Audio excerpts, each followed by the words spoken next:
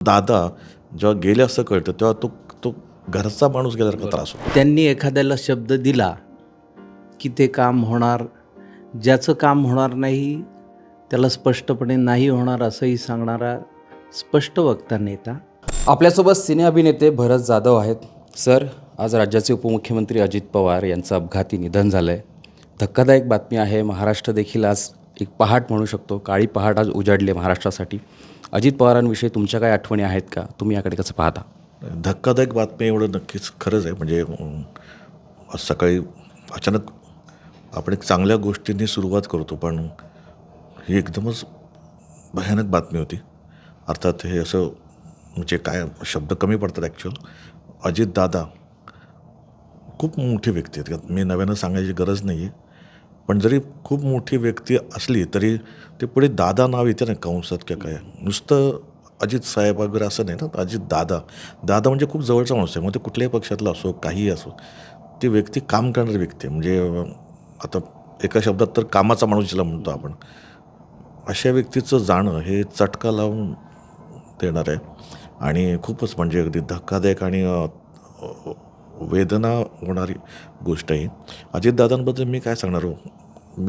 मला अजूनही आठवतं, मी गलगले निघाले नावाचा चित्रपट करत होतो तेव्हा त्याचा पहिला दिवस होता. क्लॅप पहिला त्यांच्या हस्ते देणार होता मी. तर झाला तो 17-18 वर्ष होऊन गेले त्या गोष्टीला. पिंपरी चिंचवडमध्ये सगळ्या ठिकाणच्या आम्हाला परमिशन्स त्यांनी दिल्या होत्या. आणि पहिला शॉट त्यांनी क्लॅप केला होता. ते पण सकाळी 7:30 वाजता त्यांनी खास सगळे तयार होऊन ते बिचारे आले आणि त्यांनी पहिलं करून ते त्यांच्या कामाला गेले थोडा वेळ थांबून. ते अजितदादा. आणि आत्ता ते 3 महिन्यांपूर्वी 2.5 महिन्यापूर्वी भेटलो होतो. ते म्हणजे रोहाला नाट्यगृहाचं उद्घाटन होतं. ते आलेले अजितदादा. तोच जोश, तेच काम, त्याहूनही जास्त एनर्जी. अशा व्यक्तीला जे आपण समोर पाहतो, ऐकतो, अनुभवतो, तर नक्कीच वाटते की अरे काय झटक्यात निर्णय घेणं आणि करेक्ट निर्णय घेणं आणि प्रत्येकाचा विचार करणं, हा म्हणजे सांस्कृतिक खात्याचं म्हणाल तर त्याला त्याचंही चांगलं भान असायचं बऱ्यापैकी. त्या रोह्यातलं थिएटर तटकरे साहेबांनी जेव्हा चालू करणं असं जेव्हा आधी होतं थिएटर, मग ते परत रिन्यू करून करत होतं. त्या भाषणात पण ते म्हणाले होते तटकरे साहेब की अजितदादा त्यांच्या मागे लागले होते, अरे कधी होणार आहे ते, काय कमी पडतं का सांग, पहिलं ते नाट्यगृह लवकर होऊ देत. आणि तिथे त्यांनी जे काय भाषण केलं होतं अजितदादांनी, आम्ही समोर होतो. 20-25 मिनटं भाषण असेल. त्यांचं एक टायमिंग सेन्स पण तेवढा ताकदीचा होता ना, की त्या भाषणात पण आम्हाला इतकं सभागृह दणाणून हसवलं त्यांनी की क्या बात आहे. म्हणजे आम्ही म्हणतो आपण विनोदी ॲक्टर वगैरे, पण नाही, त्यांचा तो विनोदाचं टायमिंग पण सुपर्ब होता. आणि ते ताशेरे करेक्ट मारायचे त्यांच्या पद्धतीने. आणि परत तोच शब्द आहे की कामाचा माणूस. आणि जेव्हा उलट त्या भाषणात आम्ही देखील म्हणलं की दादा तुम्ही इथे लक्ष घातलं, ऑर्डर महाराष्ट्रात पण लक्ष घाला. बरेच असे थिएटर्स आहेत जिथे अजून नीट थिएटर्स नाही आहेत, तिथे अजून बऱ्याच गोष्टी चांगल्या व्हायला हव्यात. तर त्यांच्या तिकडनं लगेच असं खुणवणं वगैरे होतं वगैरे. म्हणजे बघा ना, आपण आत्मीयता होती त्या कामाची. आणि प्रत्येक क्षेत्रात त्यांना चांगलं ज्ञान होतं. आणि जसं मगाशी म्हटल्याप्रमाणे दादा हा शब्द खूप महत्त्वाचा आहे हो. तर आपण उगाचच कोणाला तर दादा, मामा, काका म्हणत नाही.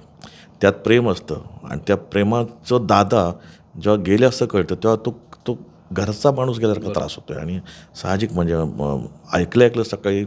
आणि त्या वेदना आपण म्हणतो आहे की त्या निश्चितच आम्हालाच काय, प्रत्येकाला ज्यांनी त्यांना पाहिल्या, जवळनं अनुभवल्या, त्या प्रत्येकाला त्या वेदना होणारच. माझ्या आणि माझ्या कुटुंबातर्फे त्यांना भावपूर्ण श्रद्धांजली. खूप खूप धन्यवाद. आपल्यासोबत सिने अभिनेते मकरंद अनासपुरे आहेत. सर, आज अजित पवार राज्याचे उपमुख्यमंत्री यांचं अपघाती निधन झालं आहे.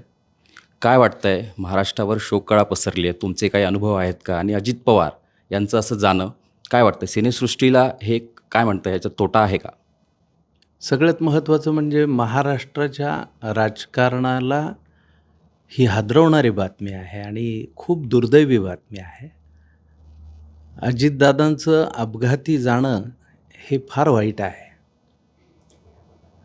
एकतर अत्यंत निर्व्यसनी माणूस, वेळेचं खूप भान, जाणीव असणारा माणूस. म्हणजे 2-3 कार्यक्रमांमध्ये आम्ही भेटलो. यशस्वी इन्स्टिट्यूटचा कार्यक्रम असेल, स्किल डेव्हलपमेंट प्रोग्रॅम, अशा 2-3 कार्यक्रमांमध्ये. तेव्हा त्यांच्याविषयी कार्यकर्ते बोलताना म्हणायचे की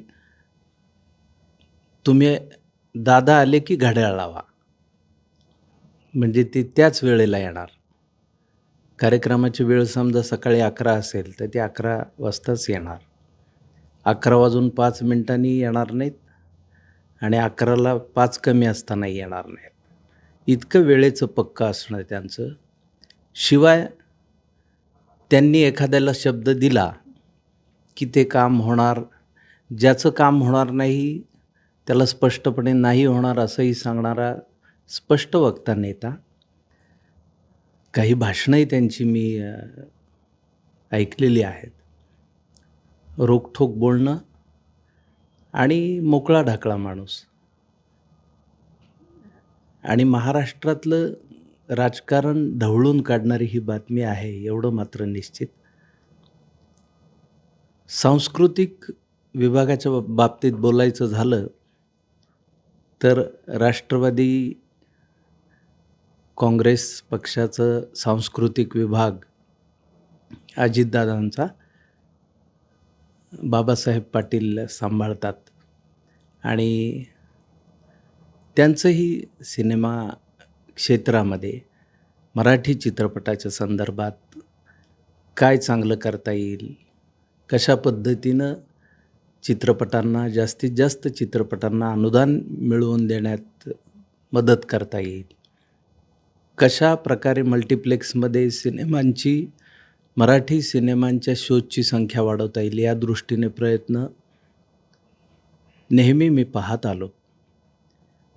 पण एक मात्र निश्चित की आजची सकाळ धक्कादायक आहे आणि महाराष्ट्राच्या राजकारणाला बसलेला भरून न येणारा हा धक्का आहे. अजितदादांना भावपूर्ण श्रद्धांजली. त्यांच्या कुटुंबियांना या दुःखातनं बाहेर पडण्याचं बळ परमेश्वराने देवो ही मनापासूनची प्रार्थना. धन्यवाद खूप.